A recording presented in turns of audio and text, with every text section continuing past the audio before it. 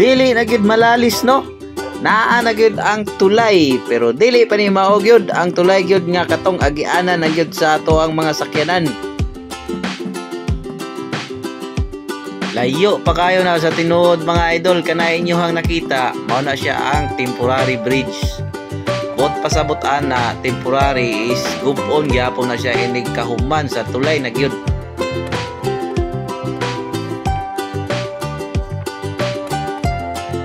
Ang purpose aning temporary bridge kay mao ni siya ang katong kuan agianan gud sa mga truck sa mixer sa katong magbuhos sa poste. Yan na sila moagi.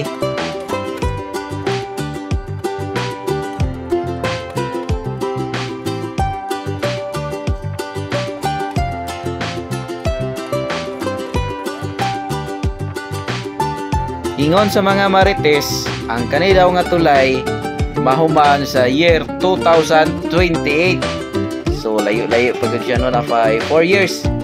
4 years pa siya buhaton. Kung tinuod ng istorya sa mga marites. Sahay ra ba kaning mga istorya sa marites dili gid kasaligan. Kay marites ra gyud taman, way katuuhan. Di gyud sigurado chamba-chamba ra. Maka-amaze lang pud ba no kay ilalo maning tulay perti man tinawa sa dagat. Tanawa ra guna ninyo ang video. Di ba tinaw kayo ang dagat, lami siguro kayo maligo diri ba? Pwede ka moambak diri nig mahuman ang tulay.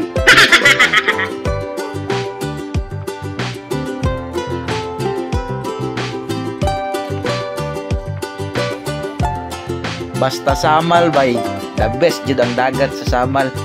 Limpyo guna niya tinaw.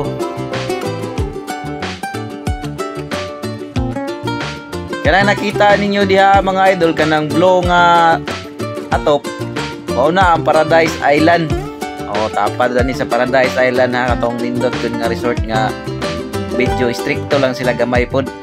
Dili sila gusto na ay mag-drone sa may pantalan dito sa right side nga portion kay madlok lagi daw sila nga basin daw ang drone, mahagsa, madto sa dagat. Tinuod ba pod? Tama ra man pod. Kana siya possible gid mahagsa inyohang drone diri kung wala na siya na registered sa kaap inyohang drone. Kay no flight zone area man ni diri ah. Dili gid mo basta-basta makapalupad og drone diri kung piki na inyohang drone or dili mo licensed drone operator.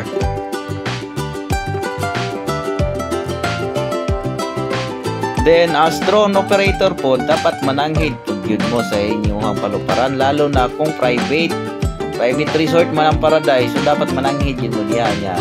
Dapat po kung sa ilahang rules ang regulations sa drone, musunod po mo. Kay ilaha man ang katungod. Pwede gani mo paghauson? Or mas worse, i-confiscate ang inyohang drone? Or ang image nga inyohang na-capture, ilahang i-confiscate? Basta private, pero pag public, okay ra. Depende gihapon. Kung public po, magpalupad mo drone sa public, dapat coordinate mo sa public safety. Kaya kanya-kanyang city na may public safety. Same sa Davao. Dili man mo basta-basta makapalupad og drone sa Davao kung dili mo mag-coordinate dito sa public safety. Kaysa kuha magong na-observe, nagkadaghan na mga drone pilot, bisan asa na lang na ay magpalupad og drone. Luckily, diriya sa Samal Island, ang public safety ang drone is wala siya kuan ba no? Wala siya regulation kay tourist spot man daw ning Samal. So as per tourism na siya dito ko gikan sa tourism. Nangutana ko sa tourism kung unsay proper na guidelines pwede siya magpalupad og drone diriya sa Samal Island is walay guidelines as long as registered imuhang drone niya authorized by CAAP na dili ka nakapalupad sa restricted zone sa airport. Kanayon nyo ang nakita mga idol is mo na siya ang starting point diriya sa Samal no sa bridge pero dili pa gid daw na mao according sa Marites na pod sa mga Marites sige tag Marites ani sa barangay San Miguel daw na mutugpa. Wala man gutay access aning mga contractor ba dili tam ka pangutana kung asa gid ang tinuod ba. unsa gyud tinuod asa na dapat i-landing ang tulay diriya sa Samal. Basig kabalo mo mga idol kung asa dapit gyud ang starting point aning bridge sa Samal, paki-comment na lang pod para pod ma-aware ang mga tao nga diha di ay. Kani kadalan ginyuhan nung streeton mga idol, diretso ni siya sa Barangay Limaw.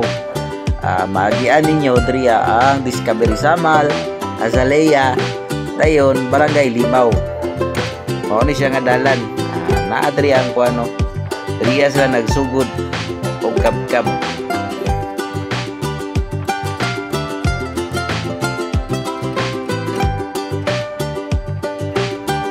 Kani siya mga idol, mao ni ang ibabaw sa Paradise Island.